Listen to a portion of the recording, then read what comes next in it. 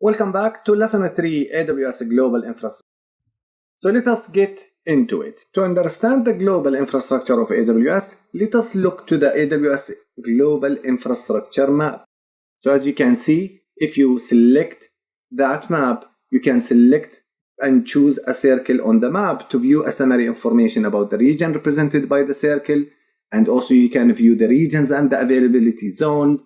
And you can also choose the tab to view a map of a selected geography and a list of regions, edge locations, local zones, and regional caches.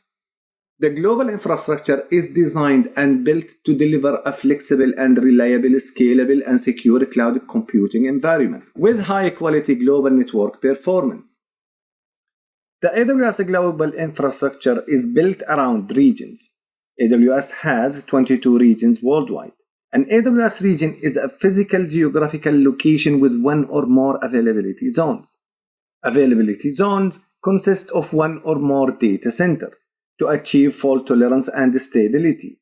A region is isolated from one another. The resources in one region are not automatically replicated to other regions. When you store data in a specific region, it is not replicated outside that region. It is your responsibility to replicate data across regions if your business needs require it. Selecting the right region for your services, applications, and data based on these factors. One essential consideration is data governance and legal requirements. In certain countries, and due to local laws, some information cannot leave the border of the country. So let's say you have an Irish customer dealing with life science data stored in a database.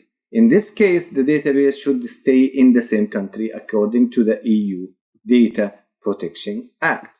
It is recommended to run your applications and store your data in a region that is as close as possible to the users and systems that will access them. This will help you to reduce latency in your system, and you could use a tool like Cloud Ping to check and to test the latency between your location and all AWS regions. Keep in mind that not all services are available in all regions, so you need to check first before migrating your infrastructure to that region. Finally, there is some variation in the cost of running services between regions. Each AWS region has multiple isolated locations that are known as availability zones. Each availability zone provides the ability to operate applications and databases that are more highly available, fault-tolerant, and scalable than would be possible with a single data center. Each availability zone can include multiple data centers. Each data center can include hundreds of thousands of servers. They are fully isolated partitions of the AWS global infrastructure. All availability zones are interconnected with high bandwidth, low latency networking over fully redundant private network. You are responsible for selecting the availability zone where your systems will operate. Systems can span multiple availability zones.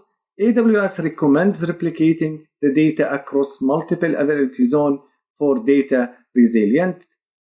You should design your system to survive the temporary or any failure of an availability zone or a disaster if it happened. The foundation for the AWS infrastructure is the data centers. Customers do not specify a data center for the deployment of their application. Instead, an availability zone is the most granular level of specification that a customer can make. However, a data center is the location where the actual data resides. Amazon operates state-of-the-art, highly available data centers. Failure can happen that affect the availability of the instances in the same location. If you host all your instances in a single location that is affected by such a failure, none of your instances will be available. Data centers have a redundant design that anticipates and tolerates failure while maintaining service levels. Amazon CloudFront is a content delivery network used to distribute content to end users to reduce latency.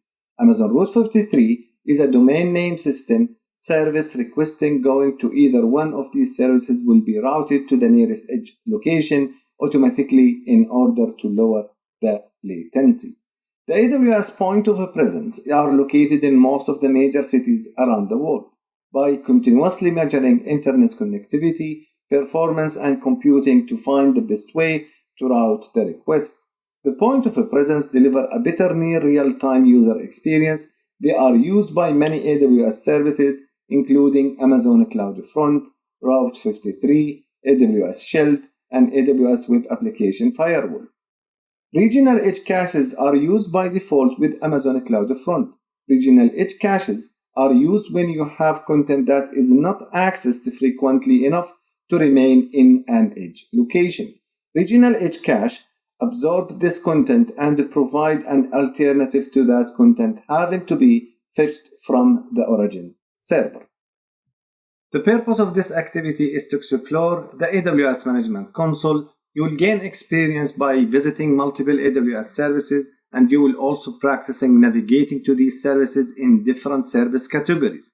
So if we go to the console now, you can find there is a list of all services based on their category. You could also use the search bar for searching for a specific service, for example EC2, and you will visit the EC2 from the search result.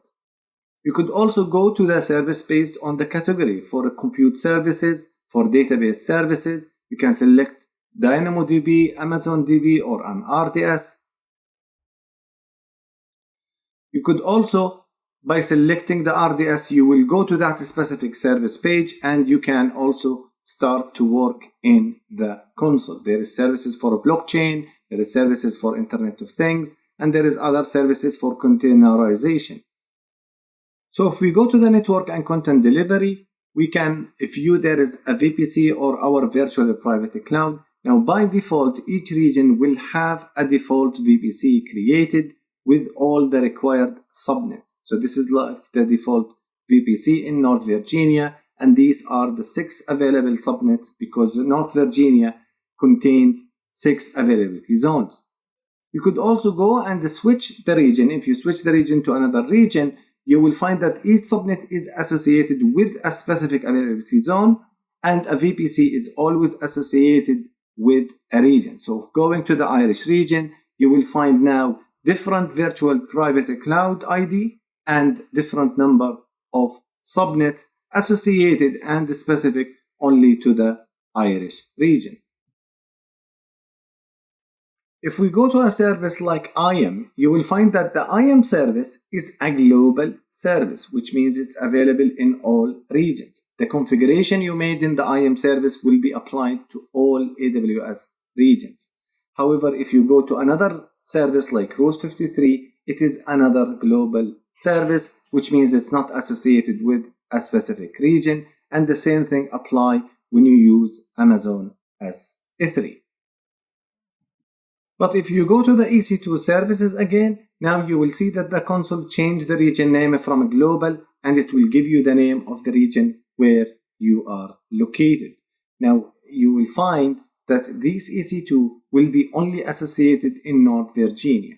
If you change the region, you will get different number or different value of those EC2 because EC2 is not a global region.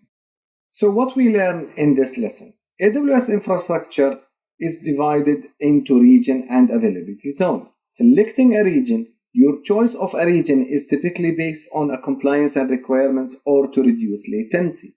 Each availability zone is physically separate from other availability zones and has a redundant power, networking, and connectivity.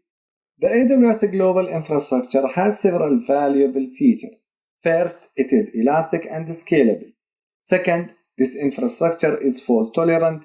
Finally, it requires minimal to no human intervention while providing highly available and scalable services. Thank you again, and see you in the next one.